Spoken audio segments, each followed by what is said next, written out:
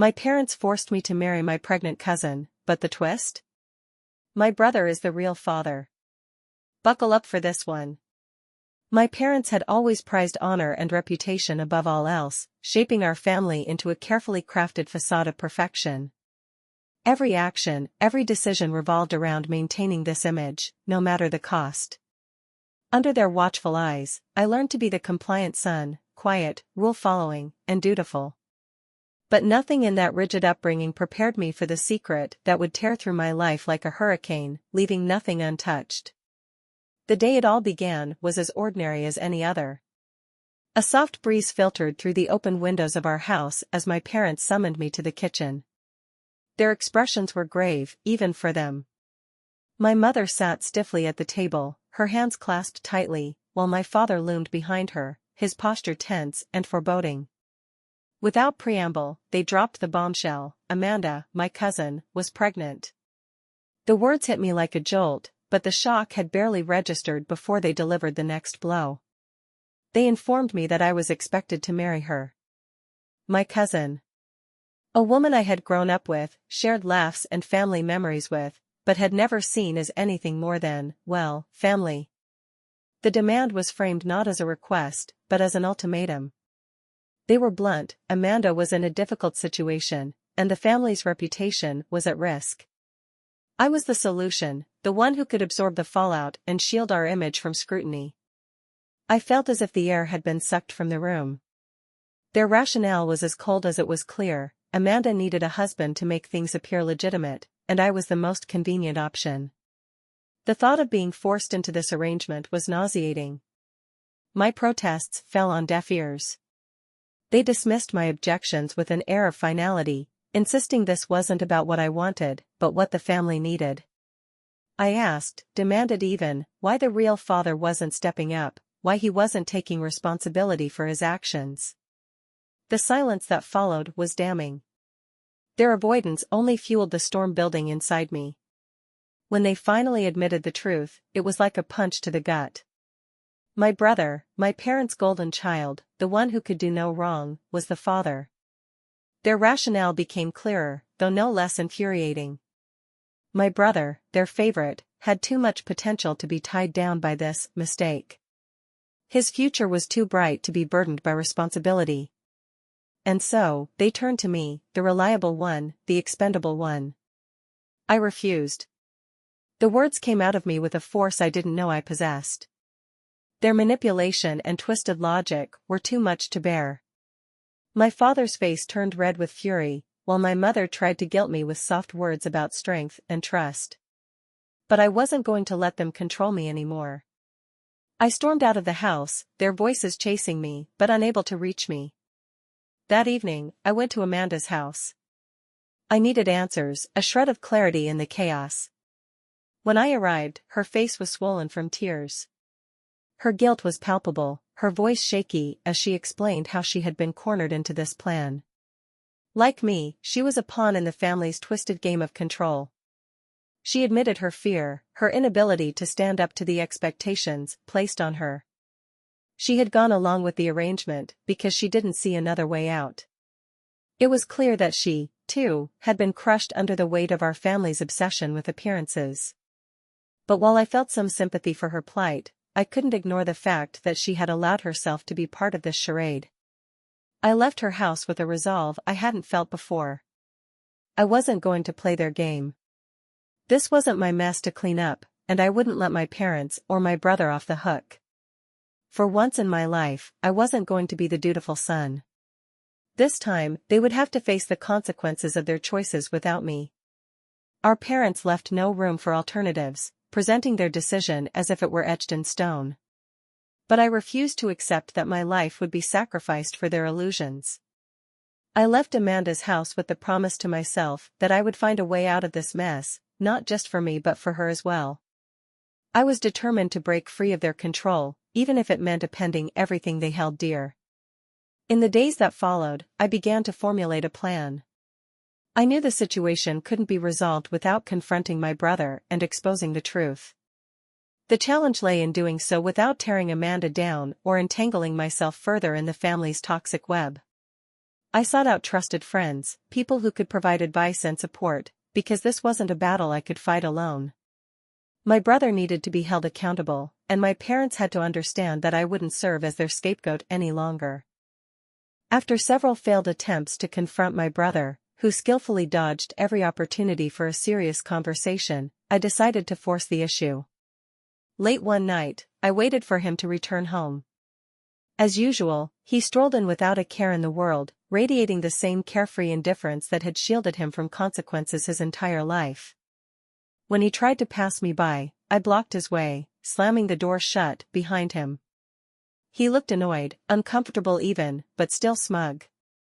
He dismissed my attempts to hold him accountable with sarcasm and apathy, brushing off his responsibility as if it were someone else's problem.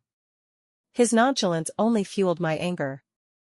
I laid it all out, telling him that Amanda's pregnancy and the charade our parents wanted me to play could no longer continue. His response was predictable.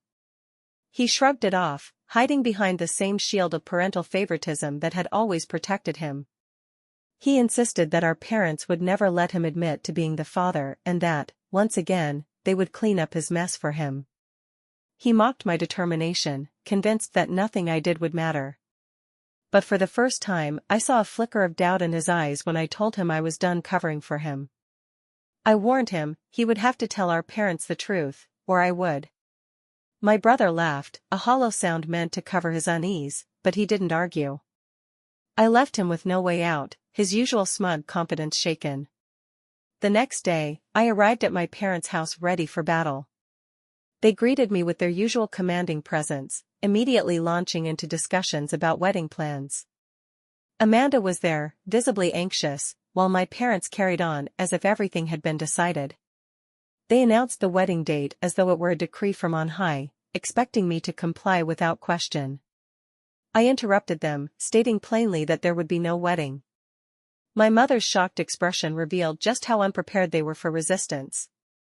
They tried to regain control, insisting that the family's honor depended on this marriage. But I had had enough. I told them the truth. I revealed that Amanda was pregnant not with my child, but with my brother's. The room fell into a stunned silence. My parents sat frozen, their carefully constructed reality crumbling before them. My father, refusing to believe me, accused me of lying to shirk my responsibility. My mother's tears began to fall, not out of remorse, but out of fear for what this revelation might do to the family's image. Their denial and manipulation didn't faze me. I stood firm, telling them they had always known the truth, but had chosen to bury it for my brother's sake. They had spent years enabling him, and now they were trying to force me to bear the consequences of his actions. But this time I refused to play along. My father, furious and desperate to maintain control, accused me of defying the family once again. He demanded obedience, but I made it clear that I wasn't destroying anything. I was simply refusing to sacrifice myself to protect their lies. If they continued to cover for my brother, I promised to expose the truth to everyone who needed to know. Amanda, who had remained silent until then, finally spoke up. Her voice trembled with emotion, but there was a newfound strength in her words. She admitted that the situation was unfair and unsustainable. She refused to marry me, knowing that the father of her child was my brother. Her determination caught my parents off guard, rendering their arguments hollow. For the first time, Amanda stood up to them, insisting that what they were trying to force on all of us wasn't right. It wasn't fair to her, to me, or to the child. My father, frustrated and out of options, tried to regain control, but it was clear that the foundation of their plans was crumbling. I realized in that moment that I wasn't alone anymore. Amanda and I, both victims of the same oppressive expectations, had finally found our voices. Together, we would not let their lies dictate our lives. The room was tense, my father pacing furiously, his anger threatening to boil over. He spat accusations, claiming I was making a monumental mistake, that this path would destroy our family. But the irony of his words wasn't lost on me. Standing firm, I told him the truth he refused to acknowledge. This family had already been shattered by manipulation and deceit. I could no longer be part of it. Amanda began to cry, her tears falling freely, but this time it seemed as if the weight crushing her had started to lift. She declared that she would take responsibility for her actions, no matter how uncertain her future became. It was a pivotal moment. Her choice to face the truth marked the beginning of a transformation none of us could avoid. In the days that followed, the tides began to shift. Amanda stepped away from the suffocating grip of my parents' control and chose to confront the reality of her situation. She gathered her courage and directly faced my brother, forcing him to acknowledge the child was his. Though reluctant and defiant at first, he ultimately admitted the truth, cornered by both her persistence and the undeniable facts. My parents, however, remained fractured. They couldn't deny the truth any longer, but they couldn't fully accept it either. Their obsession with preserving our family's image continued to cloud their judgment, but the truth had already been exposed. There was no putting the pieces back together. For me, a sense of relief began to settle in, a profound liberation I hadn't experienced in years. The unbearable weight of their expectations had finally been lifted. I was no longer the family's scapegoat, no longer the one expected to shield their lies. But just as I thought I could finally breathe, the call came. I was finishing up some client contracts when my phone buzzed on the desk. Thinking it was routine, I answered with my usual calm professionalism, only to be greeted by a voice dripping with malice. The man on the other end launched into accusations, claiming I was trying to escape my responsibilities. Confused, I explained he must have the wrong person. My name wasn't Pedro, but Samuel. There was a brief silence before the man chuckled darkly, his voice sharp with disdain. He dismissed my denial, calling me the innocent twin, and demanded repayment of a $100,000 debt. Before I could protest or clarify, the line went dead, leaving me stunned and deeply unsettled. My twin brother Pedro and I looked nearly identical, but our lives couldn't have been more different. While I had built a stable, though modest, career as a freelance graphic designer, Pedro was notorious for getting himself into trouble. Still, this, an enormous debt owed to what sounded like a dangerous loan shark, was a level of chaos I hadn't expected. Panic began to set in as I tried calling Pedro repeatedly, only to find his phone turned off. The last time I'd seen him, weeks ago, he had seemed unusually restless, as though preparing for something reckless. Now, I was left to clean up the aftermath, yet again. The situation escalated quickly. Threatening messages began arriving daily, all addressed to Pedro, but sent to me. They demanded payment for the $100,000, a sum I didn't have and couldn't dream of gathering. My career, while steady, didn't come close to affording such an amount. I searched for Pedro, reaching out to everyone we both knew, but it was as though he had vanished. No one had seen him in weeks. One morning, after a sleepless night, a loud knock at my door jolted me from my thoughts.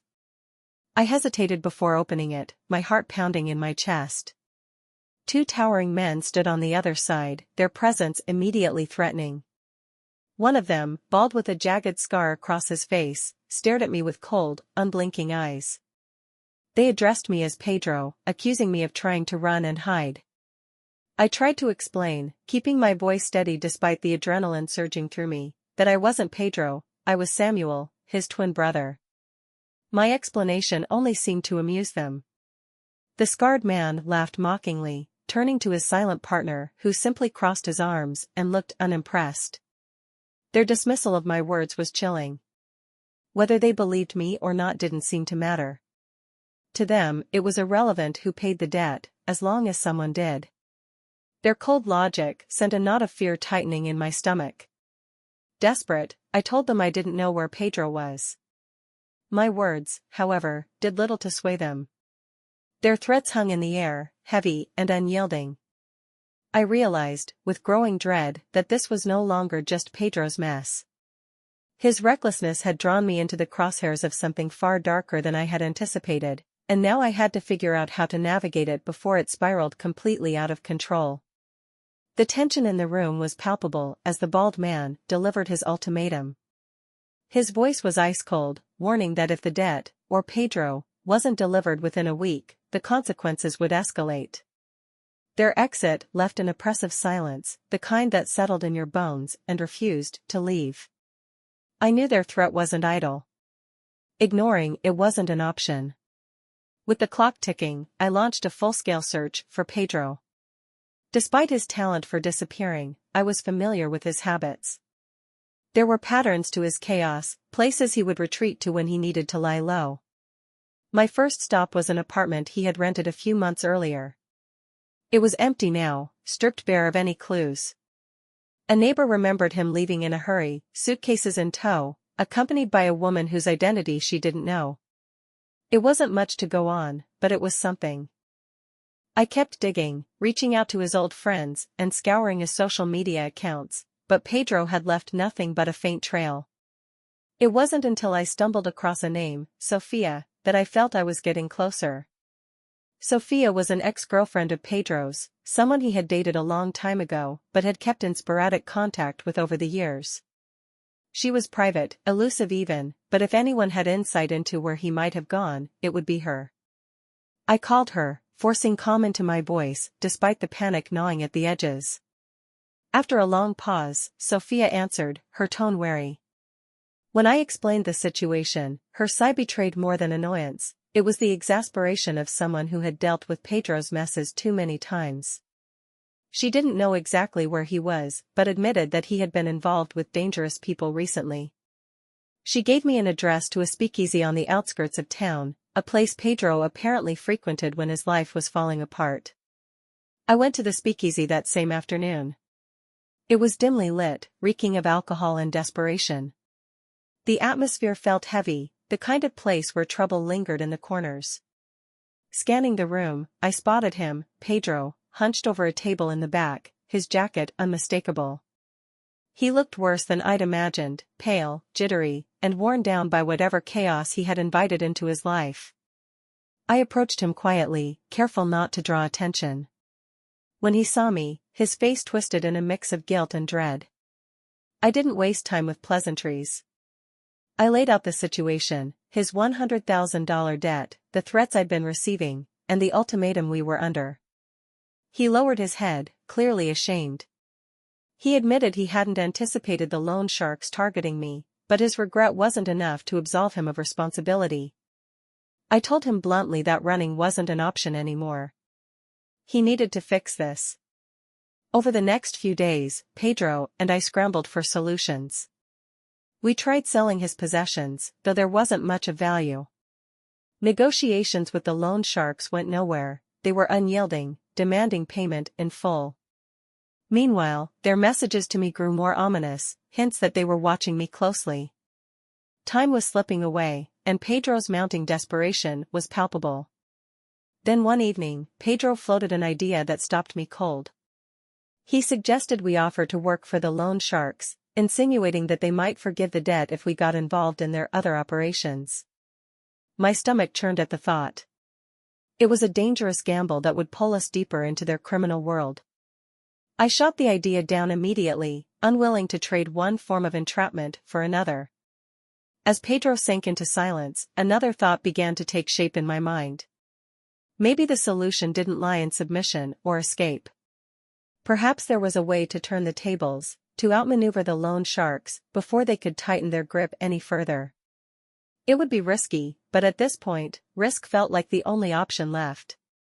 The idea of staying trapped in this nightmare haunted me every waking moment.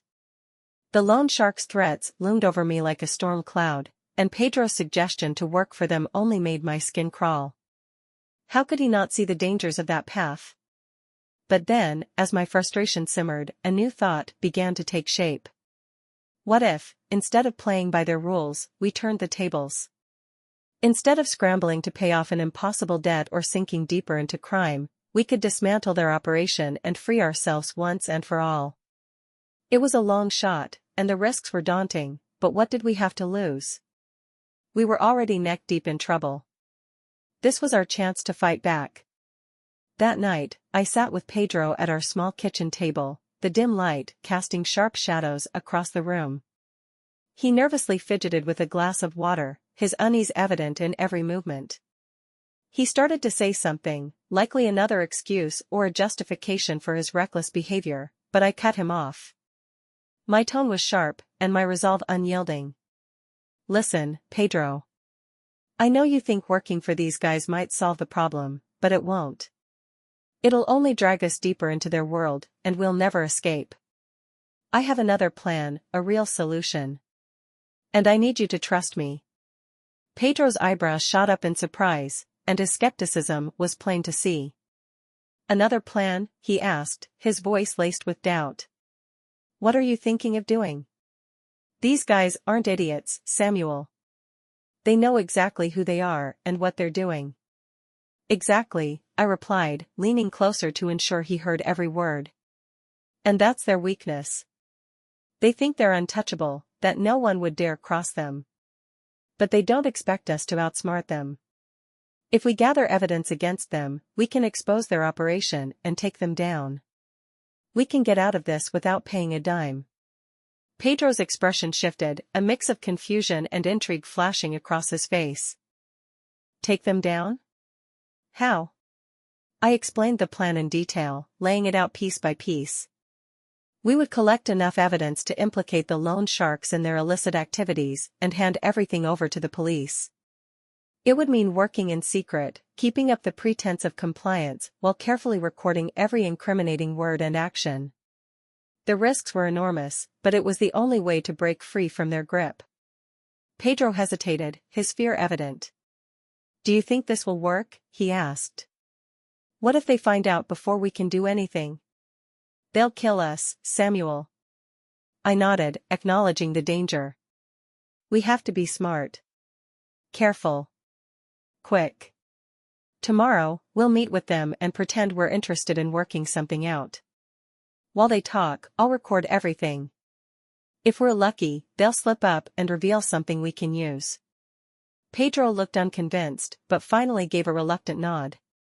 He didn't like the plan, but he also knew that his idea of working for the loan sharks was no better. Between the two options, this was the lesser evil.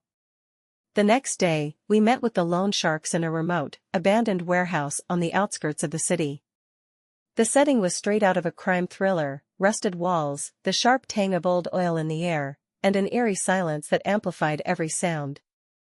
The two men who had previously threatened me were there, along with a larger group. Their leader, the bald man with the scar, was unmistakable. He fixed me with a cold, piercing stare, his expression a blend of amusement and menace. So, Pedro, he sneered, deliberately using my brother's name. Have you decided to be a man and pay off your debt? Or are you still spinning stories about your twin brother? I took a deep breath, steadying my nerves. My hand brushed against the small recording device hidden in my pocket, its presence a reminder to stay focused. We're here to solve this, I said, keeping my voice as calm as I could manage. We want to know if there's a way to settle the debt without cash. The bald man's eyes narrowed suspiciously. Without cash, he repeated, his tone dripping with skepticism. And how exactly do you plan to do that? Pedro jumped in, playing his part. Work, he said, his voice steady, despite the tension in the air. We know you've got things that need doing. We can help. Let us work off the debt. The bald man let out a cold, humorless laugh, turning to his companions as if sharing some private joke. Work? And what exactly do you think you can do for us? Pedro continued, improvising with a confidence I hadn't expected. I know people. I can get you information, help set up transactions. Whatever you need. It was a gamble, but it seemed to intrigue them. The group huddled together, whispering among themselves. I could feel the tension building, each second stretching out painfully. Finally, the bald man turned back to us. Okay, he said. Let's see if you can be trusted. We've got something happening in 2 days. If you can handle it, we'll renegotiate your debt.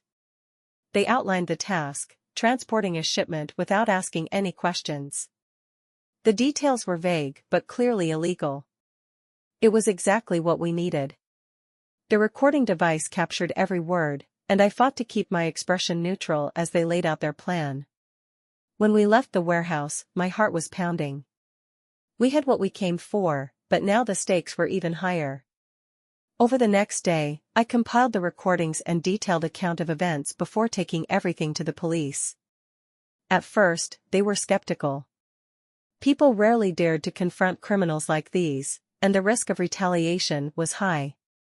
But once they heard the recordings and understood the gravity of the situation, they agreed to act. An operation was set in motion to catch the loan sharks in the act. On the day of the sting, Pedro and I arrived at the new warehouse, nerves fraying with every step. The loan sharks were already there, preparing the shipment. The tension was suffocating. I exchanged a quick glance with Pedro, whose face was pale and drawn, but he gave a small nod. We both knew what was about to happen. The sound of police sirens shattered the air, and chaos erupted. The loan sharks scrambled to escape, but the police swarmed the area, cutting off every exit.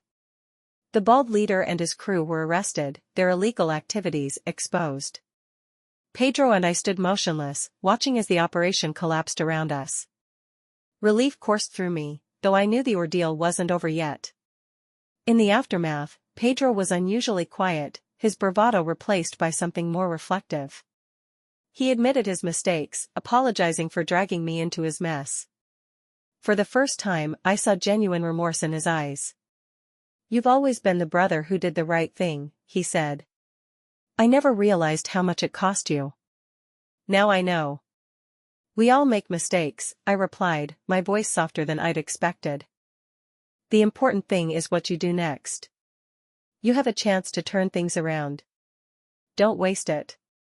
Pedro nodded, and though our relationship would never be the same, there was a sense of possibility, a chance to rebuild on firmer ground. As for me, life finally began to stabilize. The threats were gone, and I could focus on my career and ambitions without the shadow of danger looming over me. Most importantly, I regained a peace I hadn't felt in years. The experience taught me a powerful lesson: sometimes, the only way out is through. Facing danger with intelligence and courage can reveal strengths you didn't know you had. What started as a $100,000 debt spiraled into chaos, but in the end, it became a journey of resilience, discovery, and redemption. Though the scars of this ordeal remain, they serve as a reminder that even in the darkest moments, there's a path forward.